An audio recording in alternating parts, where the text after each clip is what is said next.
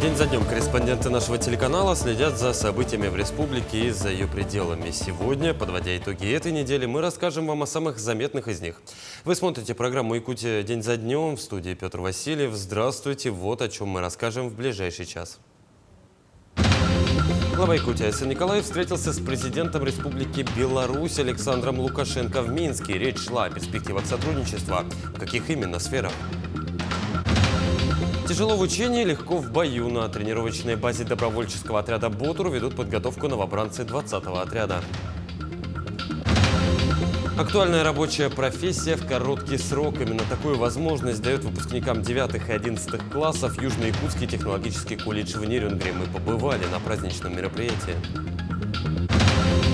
Якутия продолжает удивлять. В республике торжественно открыли сразу 40 кинозалов по уникальной технологии экстрасинема, не имеющей аналогов в России. Северная волна. В Якутске завершились соревнования по плаванию среди лиц с поражением опорно-двигательного аппарата. Какая команда стала сильнейшей? Расходы бюджета России на реализацию 19 нацпроектов, озвученных в феврале президентом России Владимиром Путиным, в 2025 году составят 5 триллионов 765 миллиардов рублей и увеличатся в 2026 и 2027 годах. Больше всего средств Минфин в следующем году выделит на социальные нацпроекты, такие как семья, молодежь и дети, продолжительная и активная жизнь, инфраструктура для жизни, новые технологии сбережения здоровья, экологическое благополучие. На 3 нацпроекта в сфере транспорта предусмотрено 327 миллиардов рублей. Это эффективная транспортная система, промышленное обеспечение транспортной мобильности, беспилотные авиационные системы. Поступления НДФЛ в федеральный бюджет в следующем году вырастут больше, чем в 2,5 раза по сравнению с уровнем текущего года и достигнут 810 миллиардов рублей благодаря расширению прогрессии, ожидаемому росту зарплаты и прибыли организаций, говорится в пояснительной записке к проекту федерального бюджета. Напомним, с 1 января в России расширяется прогрессия НДФЛ. Она будет пятиступенчатой. Исходя из нее, базовая ставка налогов 13% сохранится для годового дохода не более 2 миллионов 400 тысяч рублей в год. Сборы от этой ставки по-прежнему будут направляться в бюджеты регионов.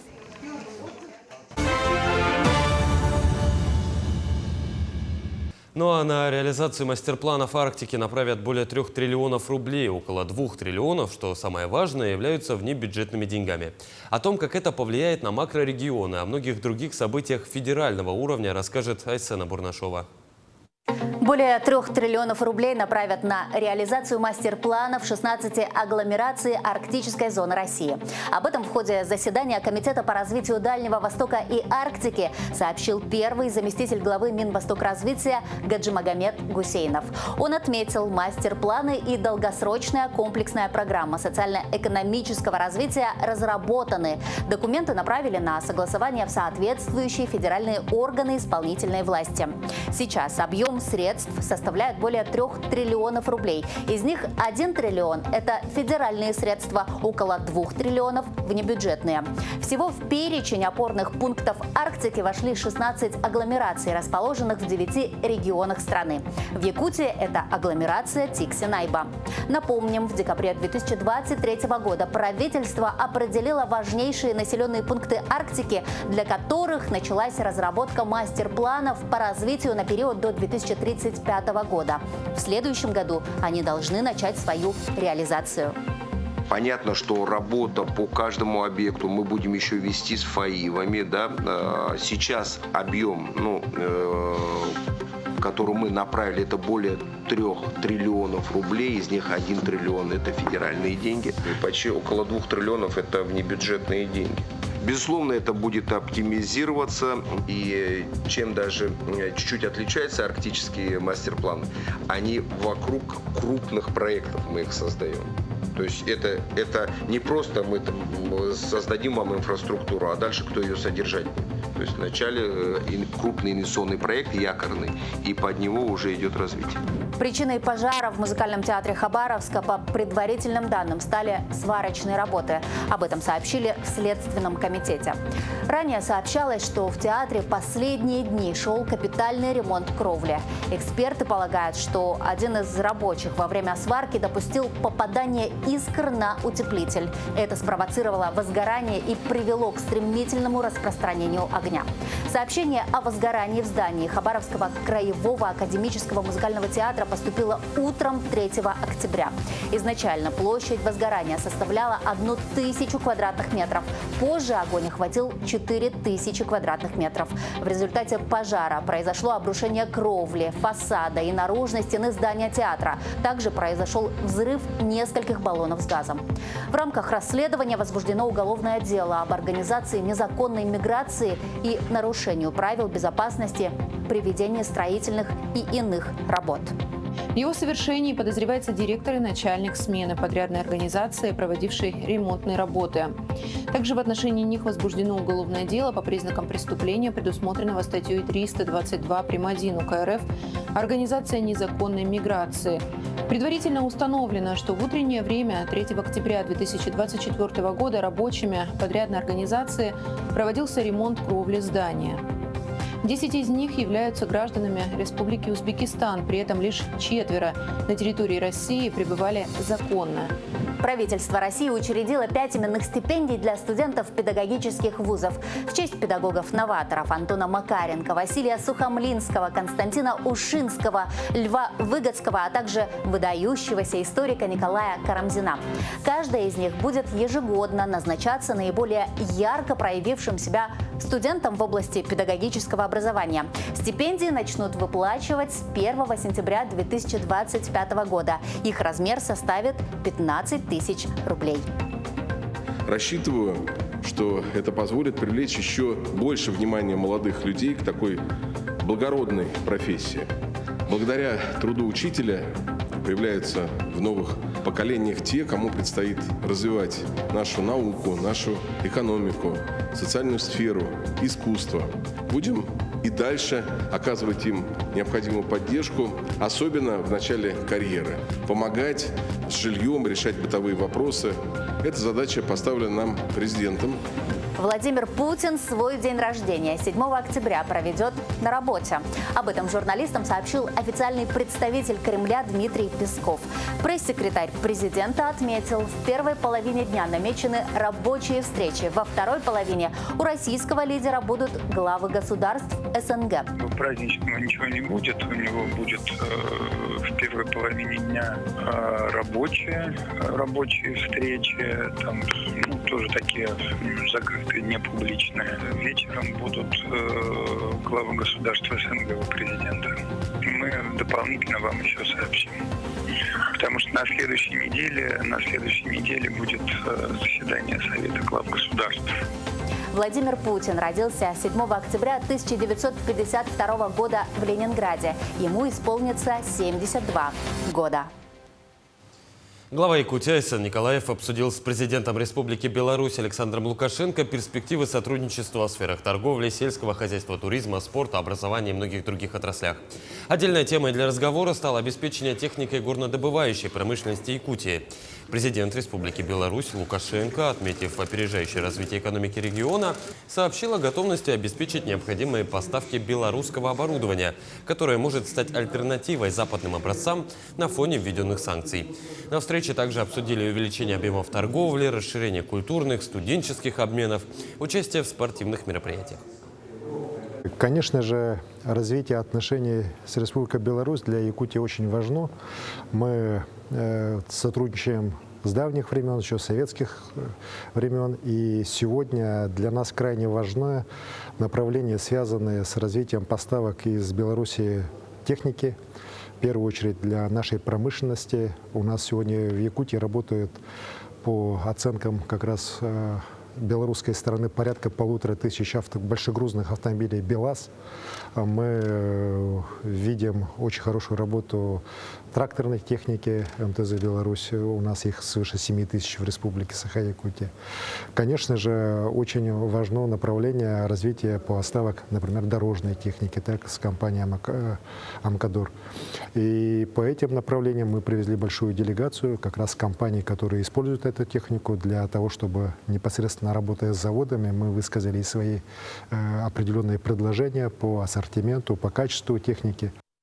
Отдельной темой для разговора стало обеспечение техникой горнодобывающей промышленности Якутии. Отмечу, что в республике широко используют белорусскую большегрузную и карьерную технику. Тракторы пользуются популярностью, текстиль и мебель. В республике зарегистрировано более 8000 единиц техники. Это БелАЗ, Амкадор, МТЗ и Беларусь. Гомельского производства объединения «Кристалл». Важное направление – это поставки сельхозпродукции из Беларуси в Республику Саха. Мы понимаем наши потребности, и сегодня вот как раз уже сформировали тот перечень, который, на наш взгляд, мог бы быть поставлен с предприятий Беларуси в Якутию. Здесь я считаю, что тоже есть большой у нас фронт для работы, для развития связи. И говоря о транспорте, примерные сроки закрытия паромных переправ, утвержденные перевозчиками, назвали в Министерстве транспорта и дорожного хозяйства Якутии. Так, первыми с 7 по 10 октября закроются переправы через реку Вилюй. С 14 по 16 октября через Алдан по направлению Мегина-Алдан-Кескил. Закрытие паромной переправы Якутск-Нижний Бестях планируется с 16 по 22 октября. Сроки при этом будут корректироваться в зависимости от гидрологической обстановки и природно-климатических условий. До устойчивого ледообразования перевозки из Якутска в Нижний Бестях будут осуществлять тяжелой баржей. Далее в сопровождении ледокола по маршруту Жатай-Техтюр. Мы продолжим подводить итоги минувшей недели после небольшой паузы. Оставайтесь с нами.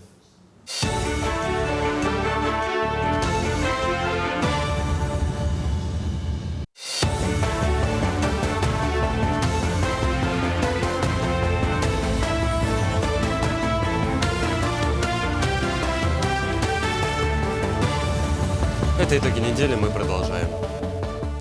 Президент России Владимир Путин подписал указ об осеннем призыве граждан страны на военную службу. Так, осенний призыв стартовал 1 октября и завершится 31 декабря. Напомню, верхняя граница призывного возраста для срочной службы в России повышена с 27 до 30 лет с 1 января этого года. При этом новые правила не касаются тех, кому 27 лет исполнилось до конца прошлого года, и тех, кому 28 или 29 лет, и кто уже находится в запасе. Также отсрочка от призыва на срочную службу предоставляется гражданам, работающим в аккредитованных IT-компаниях до достижения ими 30 лет. День воссоединения с Россией Донецкой и Луганской народных республик, Запорожской и Херсонской областей отметили на этой неделе. Глава государства Владимир Путин в понедельник поздравил россиян с Днем воссоединения Донецкой и Луганской народных республик, Запорожской и Херсонской областей. Путин поблагодарил жителей новых регионов за стойкость, решительность и твердость, а также за передачу из поколения в поколение духовных ценностей Российской Федерации. Сердечно поздравляю всех граждан нашей страны с этим поистине судьбоносным событием. Мы шли к нему через годы и непростые испытания. Знали, в каких невыносимых условиях постоянных обстрелов, блокады, долгих 8 лет жил Донбасс. Каким притеснением подвергались жители Новороссии. Ну а в Якутске в честь воссоединения новых регионов прошел митинг-концерт «Мы вместе», участие в котором приняли более 500 студентов и волонтеров. На концерте выступили вокальный ансамбль потомков государственных ямщиков. В честь этого знаменательного события на площади Орджоникидзе собралась молодежь столицы, чтобы провести флешмоб в 89 регионов Российской Федерации. Донецкая народная.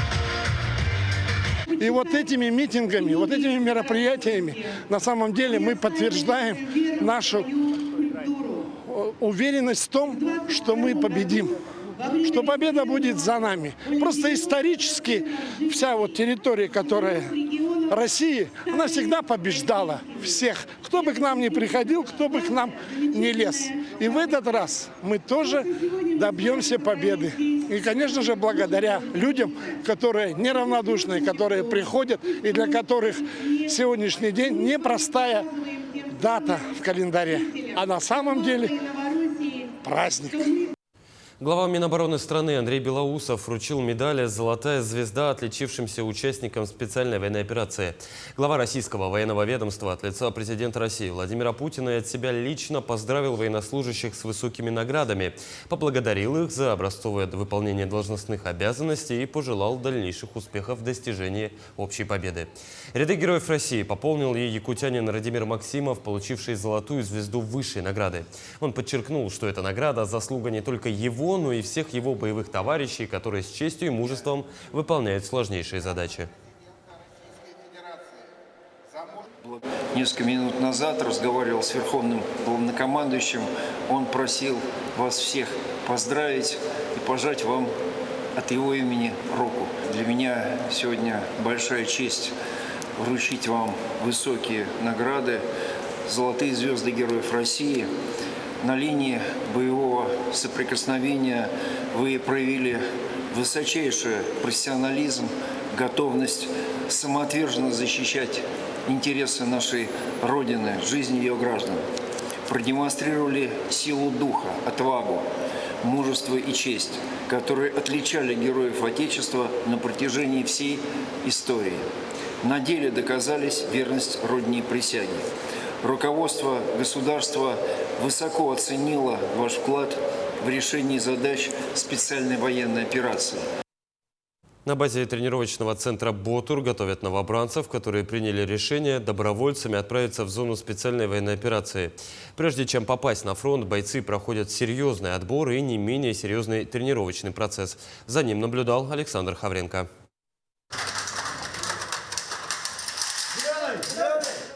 Ежедневно, как на работу, добровольцы отряда «Ботур» отправляются на тренировочную базу, чтобы постигать основы военного дела.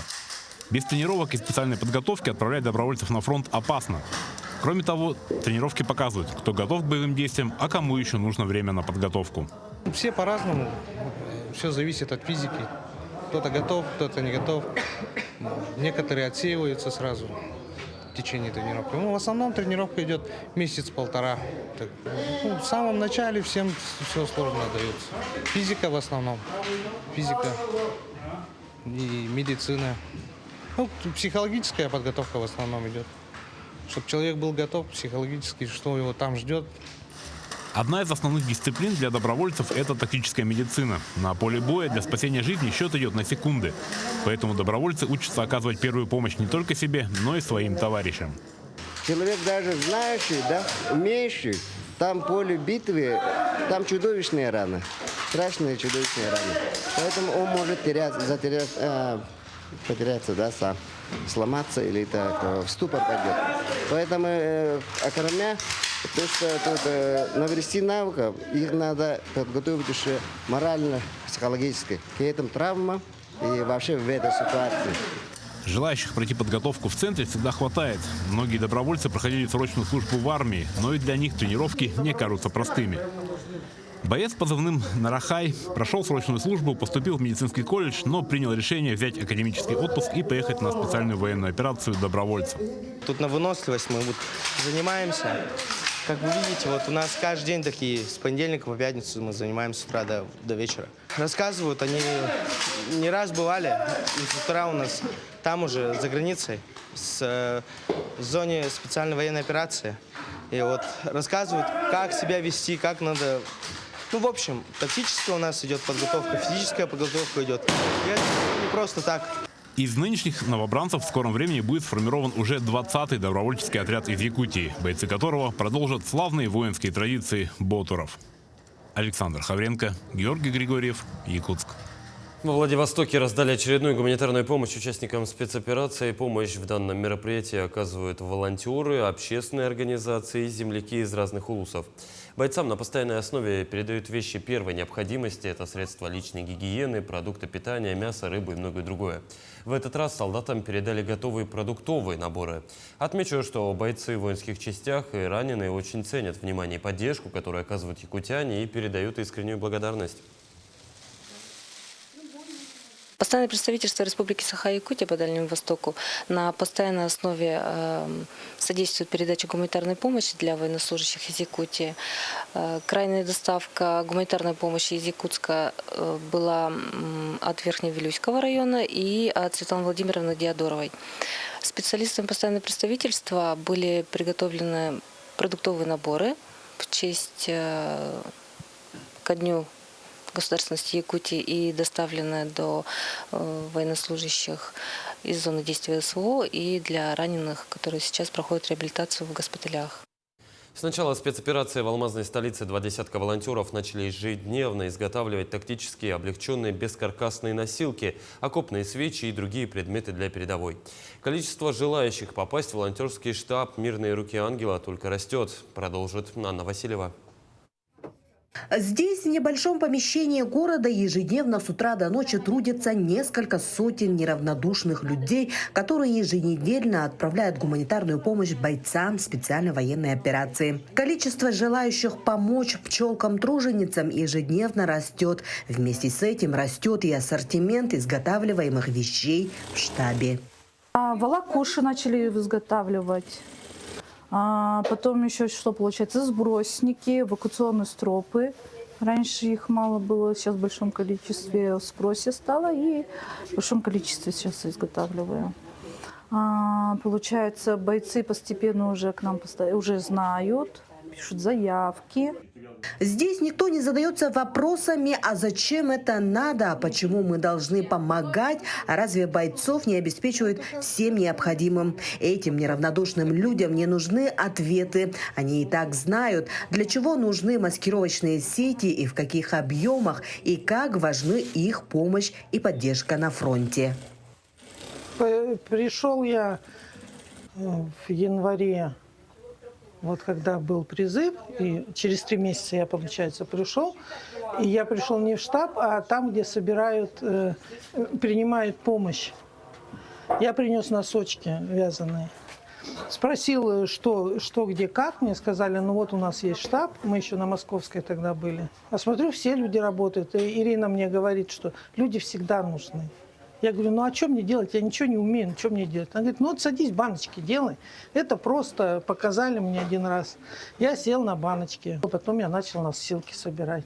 Теперь я носилки собираю, баночки делаю. Ученики у меня уже есть с носилками, которые меня превзошли, у которых скорость выше и работает лучше. Вот как-то так. У меня там внук тоже воюет. Потом я сюда пришла помогать.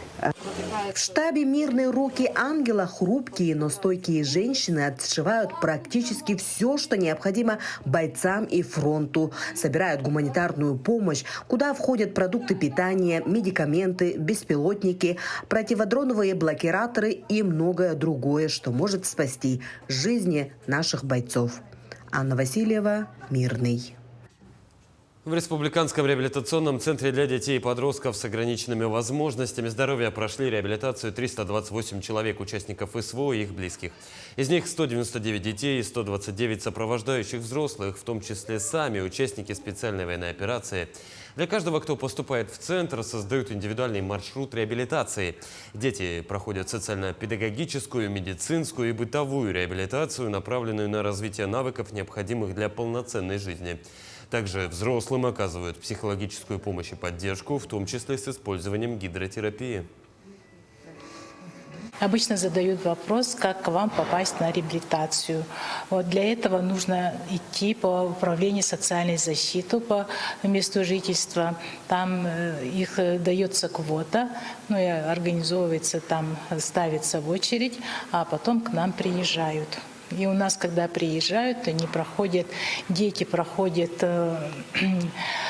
комплексную диагностику. Это экспресс-диагностика. За полчаса выясняем уровень развития ребенка и актуальный уровень его здоровья. Работа специалистов этой отрасли значимого и востребована. 4 октября в России отметили День гражданской обороны. Как встретили свой профессиональный праздник сотрудники спасательных служб, знает Даяна Федорова. Что нравится? Помогать людям, спасать детей, имущество, людей. Каждый день они приходят на помощь тем, кто оказался в чрезвычайной ситуации. При необходимости, не задумываясь ни секунды, сотрудники готовы рисковать своей жизнью, как того требует их профессиональный долг. Работа в пожарной охране подразумевает работать у очага пожара. А так что, дружный коллектив, блеск в глазах людей, когда оказываешь помощь больше ничего и не надо. Мне всегда теплые воспоминания. В буквальном смысле горячими для пожарных и спасателей ежегодно выдаются летние месяцы, когда горят миллионы гектаров леса. В рюкзаках аэромобильной группировки, которые вывозятся на срочный вызов, находится минимум оснащения. В среднем рюкзак может весить до 15 килограмм. Перчатки, сапоги, берцы, спальный мешок, пенка для подстилки под спальный мешок. Для выполнения спасательных работ нужна машина, которая сможет работать круглогодично в сложных климатических условиях. Это машина «Бурлак». Ее особенность в том, что у нее большая вместимость, соответственно, комфорт для экипажа, а также доступ к основным узлам и агрегатам, регулировка давления в шинах осуществляются изнутри салона. Гражданская оборона является составной частью обеспечения безопасности страны. В этот день чествовали не только действующих сотрудников, но и ветеранов. В республике на сегодняшний день насчитывается 13 служб спасения. Работа спасателей – это не просто профессия, это призвание. Мне с детства нравилось. Я работаю вот уже с 2008 года пожарным. И мне это все нравится, это мое. Спасатели не только реагируют на ЧС, но и активно занимаются профилактикой. На протяжении многих лет проводится комплекс мероприятий, направленный на защиту населения от чрезвычайных ситуаций природного и техногенного характера. Мы считаем на сегодняшний день полностью готовы к выполнению задач по ликвидации последствий чрезвычайной ситуации, оказанию помощи населению как в паводкоопасный период, в период лесопожарной обстановки сложной. Сегодня исполнилось 92 года со дня образования гражданской обороны. Ежегодно сотрудники спасательных служб помогают тысячам. Благодаря их усилиям жители республики могут чувствовать себя защищенными в условиях сурового климата и природных катастроф. Даяна Федорова, Элита Махно, Якутск. Годовщину создания отрядов милиции особого назначения ОМОН отметили в России. К этой дате в Музее России «Моя история» в столице открылась экспозиция якутского ОМОН «Бизон». Бойцы отряда на протяжении нескольких десятилетий собирали экспонаты, фотографии, документы и трофеи. Экспонаты бойцы привозили из командировок на Северный Кавказ и на специальную военную операцию. К открытию выставки студенты Арктического института культуры и искусств написали портреты бойцов ОМОН, которые погибли при исполнении боевого долга. Эти и другие экспонаты в течение 4 месяцев смогут увидеть все посетители музея. Боевые экспонаты – это все жизнь, работа отряда. Это все, что сделано отрядом за 31 год его существования. Что были, где мы были, как мы были. Действительно, это для молодого поколения, которые сейчас ребята сидят и зайдут, посмотрят эту выставку, да, пускай действительно они почувствуют на себе вот значимость работы ОМОНа. Это не просто 4 буквы ОМОН. Это действительно прошедшая жизнь многих людей, которые прошли эту жизнь, эту службу. Это вот все заслуги этих ребят. Мы продолжим подводить итоги минувшей недели после небольшой паузы. Оставайтесь с нами.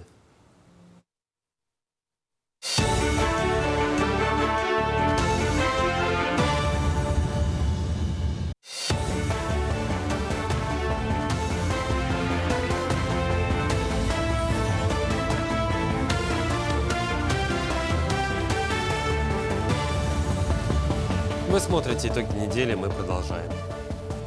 Учение «Свет» в канун Дня учителя в Доме правительства торжественно наградили педагогов. Почетные звания и денежные премии вручил глава Якутии Айсан Николаев. Подробности награждения в следующем сюжете. Учитель – это не профессия, а призвание. Для поднятия ее престижа в Якутии делается многое. Например, открываются новые психолого-педагогические классы в рамках программы по подготовке педагогических кадров для образовательных учреждений Якутии. В августе, в преддверии нового учебного года, распоряжением правительства республики утверждена комплексная программа по обеспечению педагогическими кадрами общеобразовательных организаций республики до 2026 года. Итогом ее успешной реализации станет решение важнейшего кадрового вопроса наших школ и колледжей. Наградили и педагогов-наставников, чьи профессиональные заслуги были высоко отмечены. Им вручили гранты в размере 100 тысяч рублей. Этот грант утвержден именно нашим Ильдарханом Николаем Алексеевичем Сергеевичем. И очень рады, что предоставляется такая возможность выявить таких учителей. Учитель-наставник, конечно, это работа трудоемкая, потому что рядом с нами работают молодые учителя. И им нужна поддержка, помощь. И вот ряд лет я работаю наставником, и за это я, значит, получаю такую премию. И горжусь этим. За то, что вели наставническую работу, за показатели в работе. И это был конкурс, и мы там победили, как бы.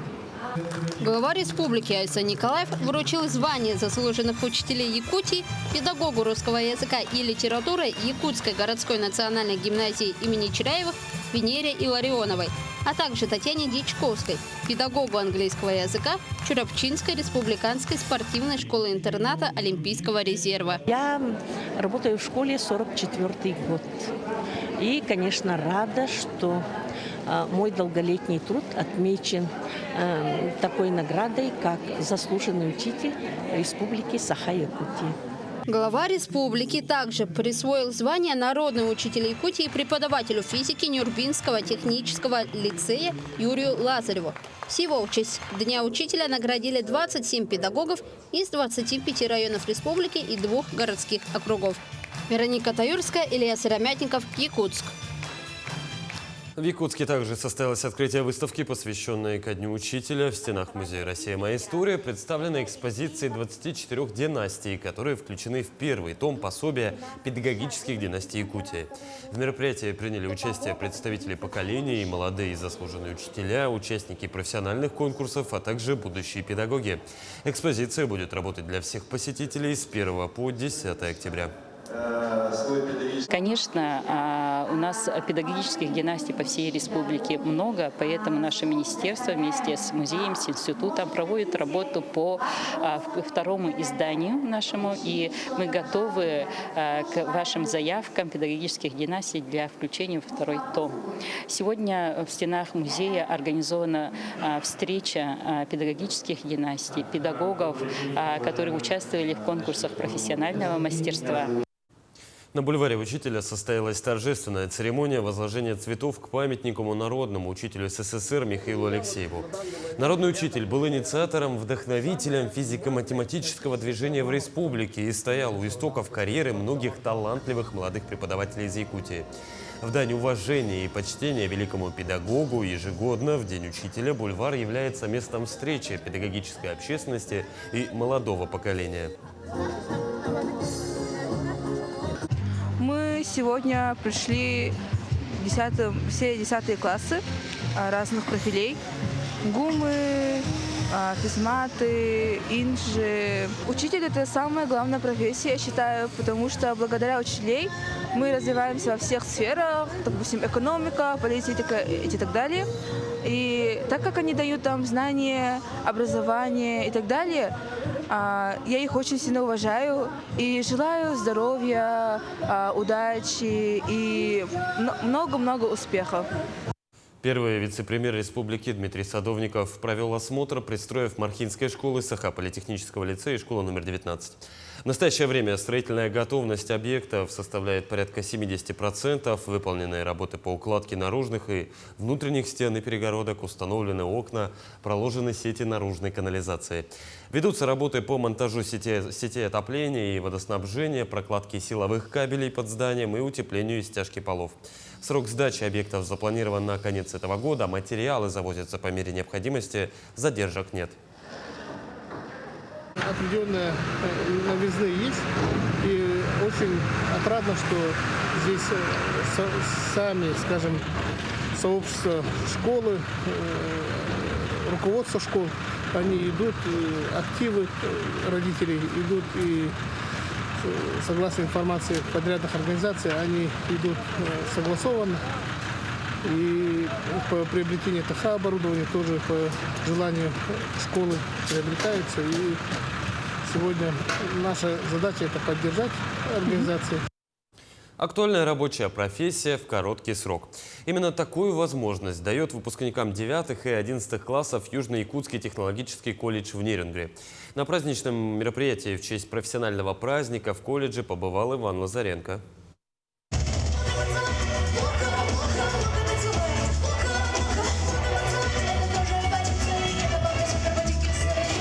Торжественное мероприятие в честь Дня среднего профессионального образования прошло в Южно-Якутском технологическом колледже, который уже долгое время является самой настоящей кузницей кадров для промышленности не только Нерюнгринского района, но и всего Дальнего Востока. Поднять экономику страны без профессиональных кадров невозможно. Одни экономисты, бухгалтера и юристы, они нужны, но они не встанут за станки, и они не будут выполнять те функции, которые направлены на оборону страны, на энергетику, на транспорт. То есть система среднего профессионального образования – это базис для развития экономики страны. Конечно, учитывая то, какими темпами Российская Федерация развивается, совсем неудивительно становится, что за последние 5 лет уделяется огромное внимание среднему профессиональному образованию. В последние годы престиж рабочих профессий неуклонно растет. Происходит глубокая трансформация экономики. А благодаря программе «Профессионалитет», которая с успехом реализуется в Южно-Якутском технологическом колледже, появилась возможность в короткие сроки подготовить квалифицированных специалистов для ведущих промышленных предприятий. Действительно, компанию «Колмар» связывают многолетние взаимовыгодные отношения с Южно-Якутским технологическим колледжем. В основном это, конечно, направлено на закрытие кадровой потребности. Мы реализовали уже много совместных проектов. Самое основное, да, что мы совместно реализуем проект «Профессионалитет», который направлен на оптимизацию системы образования, на ее пересмотр. Мы совместно пересматриваем образовательные программы, мы совместно организуем стажировку преподавателей, мы совместно организуем лучшие практики наставничества для студентов колледжа. В планах у Южно-Якутского технологического колледжа продолжить совершенствование материально-технической базы. Уже готовится проектно-сметная документация для строительства нового общежития. Запланировано открытие новых производственных полигонов и современных мастерских с высокотехнологичным оборудованием. Иван Лазаренко, Захар Головин, Нерюнгри. Новая точка развития. Институт развития образования и повышения квалификации отметил свой 85-летний юбилей. За прошедшие годы институту удалось занять важное место в системе доп. Образования. Сегодня он играет самую важную роль в системе образования, поскольку все стратегические документы и решения проходят через институт. Кроме того, он является местом повышения квалификации, где свой профессиональный уровень совершенствуют практически все педагоги и руководители образовательных учреждений региона.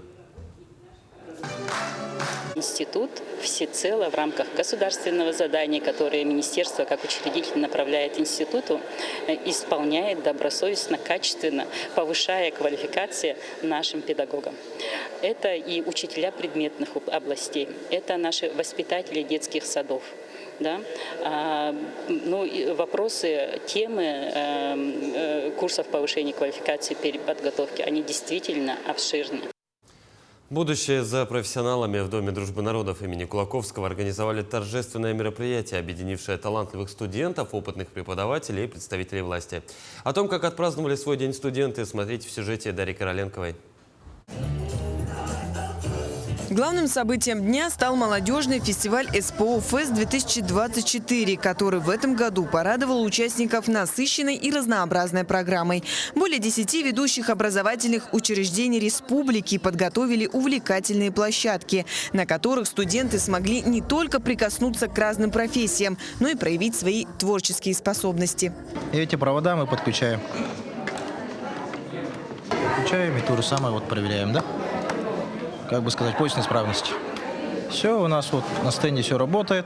И каждый раз ребята тренируются для себя, чтобы в будущих домах, в своих квартирах, чтобы они сделали сами, чтобы научились. Будущие электромонтажники, электромонтеры, электрослесари и слесари КПИ. Особый интерес у участников вызвали уроки по финансовой грамотности, которые помогут им в будущем грамотно планировать свой бюджет. Студенты также с энтузиазмом погрузились в мир дизайна, диджеинга и цифровых технологий. Показываем VR-игру и ведем прямой эфир всего мероприятия, а после мы сделаем промо-ролик этого мероприятия.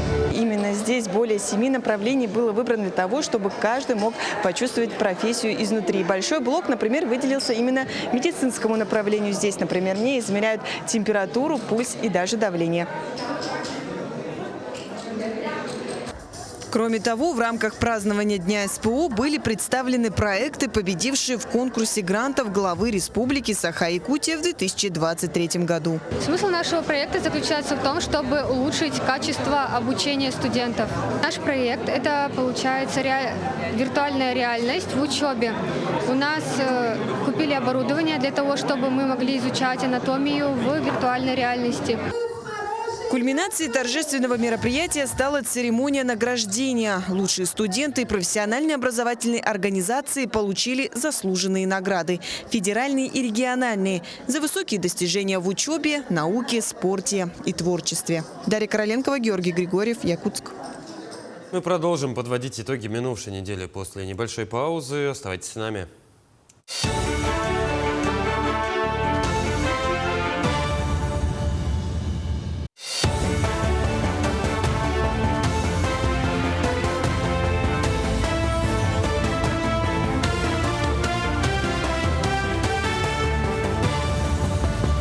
Это итоги недели, мы продолжаем.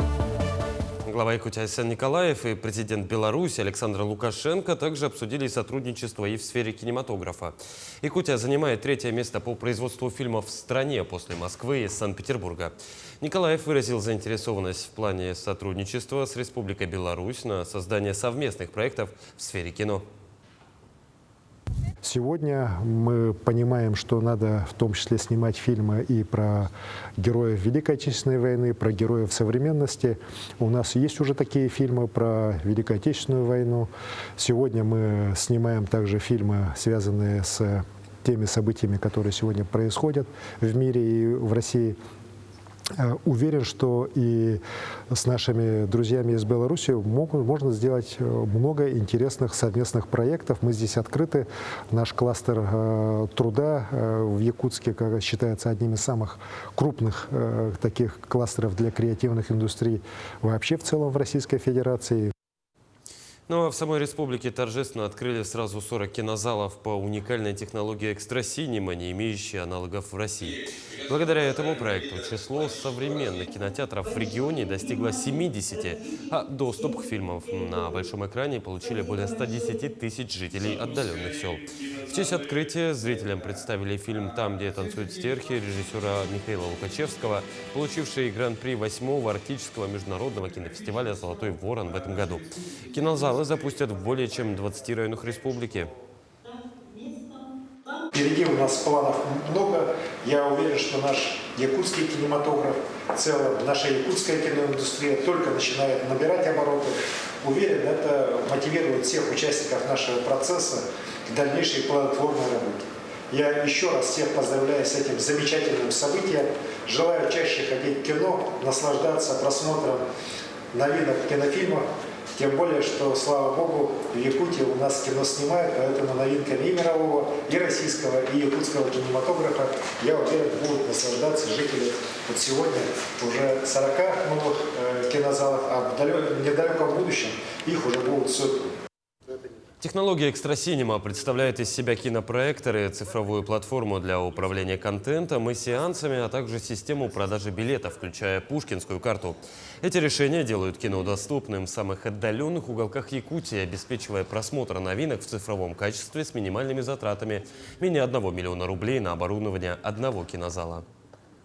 После того, как нас поддержал Фонд национальной технологической инициативы, у нас было условие в договоре о том, что необходимо нам 40 залов в течение 90 календарных дней запустить. И вот эти 3 месяца у нас упорного труда мы вместе со всеми муниципалитетами всю эту работу провели. И сегодня такой действительно торжественный, волнительный момент. В Ленске собрался оргкомитет празднования Сэхаулунхо. Напомню, в 2027 году в Ленском районе пройдет юбилейный 20-й республиканский праздник. На мероприятие пригласили гостей из Якутска, автора ритуально-обрядового комплекса Сехтуймады Илью Яковлева и члена оргкомитета Людмилу Зорину, которые осмотрели территорию под названием Чанчик. Именно она выбрана для проведения масштабного мероприятия. Ожидают около 15 тысяч гостей со всей республики. Руководство района рассчитывает на плодотворную работу с гостями из столицы. обозначили в основном, где будут постройки. Основные постройки, строения, ну, схематично. У нас открытых мест не очень много, поэтому вопросы такого плана, как парковка, останется, наверное, таким большим вопросом. Скачки, ипподром, да. Но мы нашли, вроде бы как бы остановились тоже на одном месте, посмотрели. Место такое, на наш взгляд, примерно подходит. Но говорят, что это затопляемое место, что есть, такой вот риск такой. Поэтому архитектура, будет думать, чтобы какие-то, скажем, быстро возводимые, то есть убираются быстро и возводятся быстро. Вот такие вот моменты будут об этом думать. Далее о спорте. Анастасия Диадорова официально завершила спортивную карьеру в качестве паралимпийского спортсмена. Свои пожелания в адрес именитой спортсменки озвучил Айсан Николаев. Глава Якутии вручил Анастасии высшую награду республики, а именно орден «Полярная звезда». Поблагодарил руководитель региона и маму спортсменки Людмилу Диадорову и вручил ей грамоту правительства региона. Напомню, Анастасия Диадорова, чемпионка мира и Европы, серебряный призер Паралимпийских игр по плаванию, завершила спортивную карьеру. Она сделала очень многое своим трудом, своим стремлением и является одним из примеров для молодежи и вообще не молодежи, а жителей Республики Саха-Якутия. Мы благодарим Анастасию и благодарим маму Людмилу Николаевну. Мы благодарим тренеров, которые работали и вложили очень много для того, чтобы наша Настя стала чемпионкой, наша Настя, чтобы стала звездой паралимпийского спорта. И как раз к проводам спортсменки посвятили всероссийские соревнования по плаванию «Северная волна». Среди лиц с поражением опорно-двигательного аппарата участие приняли более 50 спортсменов из 4 регионов России – Якутии, Самарской области, Хабаровского края и Ханты-Мансийского автономного округа. Какая команда стала сильнейшей, знает Дарья Короленкова. Медали, грамоты и памятные сувениры «Мамонтят» сегодня вручали каждому победителю. В бассейне Чолбон царила настоящая атмосфера праздника и единения. Сегодня тут награждали победителей и призеров первых в республике столь масштабных соревнований по плаванию. Среди спортсменов СПОДа. Всего спортсмены разыграли 36 комплектов наград в 5 дисциплинах. Баттерфляй, вольный стиль, плавание на спине на дистанциях 50, 100 и 200 метров. Из команды Якутска дети, 3 участника приняли у нас и плавали. И мальчик из города Якутска, он 100 метров баттерфляй, занял первое место. Это очень радостная новость, это такие соревнования, что это у нас проходят именно такие масштабные. Организаторы планируют сделать соревнования такого масштаба ежегодными. Стоит отметить, что для обеспечения квалифицированного судейства было приглашено более 10 судей из Москвы и Уфы. Всего в судейскую бригаду вошли более 40 квалифицированных специалистов.